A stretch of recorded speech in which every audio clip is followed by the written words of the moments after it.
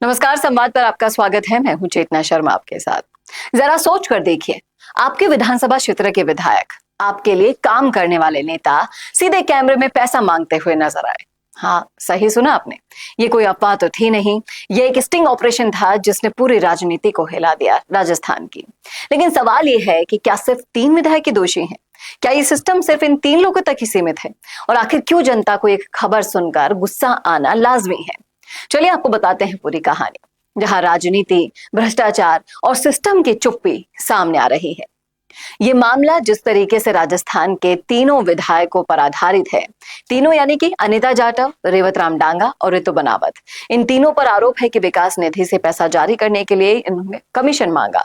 और सबसे चौंकाने वाली बात क्या है, इनमें से कुछ नेताओं ने सीधे मुकदमा भी दर्ज कर दिया। सबूत नहीं है फिर भी मुकदमा दर्ज कर दिया। सबूत के लिए किसी ने 10, किसी ने 15 दिन का टाइम मांगा है। अब जब ये विधायक सीधे और उनके स्टाफ के माध्यम से पैसे मांगते हुए नजर आ गए, तो इनके पास सबूत क्या खाक होंगे? विधानसभा अध्यक्ष ने जांच कमेटी बना दी, जिसमें अपना पक्ष इन्होंने रखा, लेकिन सबूत कोई भी नहीं दे पाया। ये कोई नई बात नहीं है। राजनीति और भ्रष्टाचार की पुरानी कहानियां अगर आप देखेंगे तो कांग्रेस सरकार में भी ऐसे मामले सामने आए थे। बलजीत यादव पर आरोप लगे थे कि उन्होंने क्रिकेट किट में विधायक निधि से भ्रष्टाचार किया। जब शिकायत की गई तो काले कपड़े पहनकर भ्रष्टाचार के खिलाफ यात्रा निकाली गई। इतना ही नहीं, पहले भी सांसदों के अनुशंसाओं से कमीशन लेने की घटनाएं सामने आ चुकी हैं। राजेंद्र गुढ़ा ने साफ कहा है कैमरे पर कि 90% ऐसा चलता है, ये तो भोले भाले थे जो फंस गए। जैसलमेर के गांवों में सड़क निर्माण के लिए भी लेटर और कमीशन का खेल चला था। सिस्टम की पुरानी आदत है, अधिकारियों नेताओं का गठजोड़, और जनता को पता होना वो तो दूर की बात है। सवाल यही है कि 3 ही विधायक क्यों? जब 200 विधायक हैं तो कम से कम कई नेताओं का स्टिंग होना चाहिए था। जनता जानती है, सरकारी दफ्तरों में रिश्वत सामान्य बात है। जेडीए हो, नगर निगम हो या फिर दूसरा विभाग हो, काम जल्दी करवाना हो, जुगाड़ करो या पैसे का खेल करो। मतलब ये कि समस्या सिस्टम की जड़ में नहीं, सिर्फ कुछ नेता नहीं है।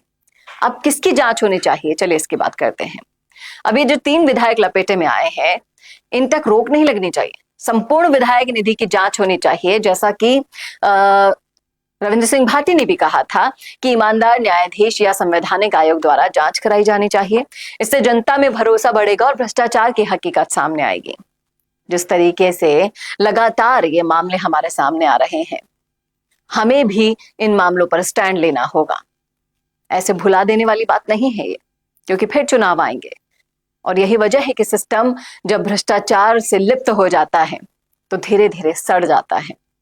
तो क्या हमें सच में बदलाव चाहिए? ये सवाल खुद से पूछेगा। जनता के पैसे जनता के लिए आए विकास निधि में, तो अगर रिश्वत और कमीशन का खेल चलता रहा ना, तो ये सिर्फ नेताओं की गलती नहीं है, पूरे सिस्टम की विफलता है। संवाद न्यूज यही मांग करता है कि सिस्टम की पूरी पारदर्शी जांच हो, दोषियों पर सख्त कार्यवाही हो, ताकि जनता का भरोसा लौट सके।